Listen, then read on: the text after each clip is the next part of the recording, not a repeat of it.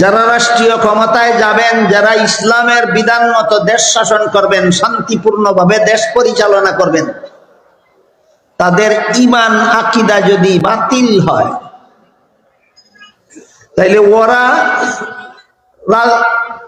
ইসলাম বিবর্জিত রাজনীতির দ্বারা যত অপকর্ম করে, এরা ইসলামের নামে রাজনীতির দ্বারা তত অপকর্মই করে। একদলে ইসলামের নাম বাদ দিয়া করে রাষ্ট্রীয় জীবনে অপকর্ম, আর একদল ইসলামের নাম ব্যবহার করে রাষ্ট্রীয় জীবনে করে অপকর্ম। সুতরাং এই দুনো দলের হাতে দেশ কোনোদিন নিরাপদ নয়, দেশের স্বাধীনতা নিরাপদ নয়, দেশের জনগণ নিরাপদ নয়, দেশের সম্পদ নিরাপদ নয়।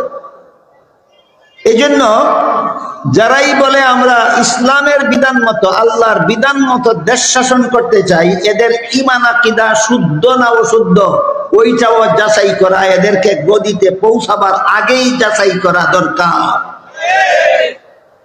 আগে যাচাই না করে শুধুমাত্র আমরা ইসলামী শাসন চাই এই মুখরোচক স্লোগানটা দেখেই যদি যারা বাতিল আকীদার অনুসারী তাদেরকে যদি গদিতে বসিয়ে দেন, তাহলে ইমাম আহমদ বিন হাম্বল রাহমাতুল্লাহি আলাইহির যেই দুর্দশা ঘটেছিল, আপনাদেরও সেই দুর্দশা ঘটতে বাধ্য হবে। সংক্ষেপে বলেছি, ইতিহাসটা বুঝেন নাই।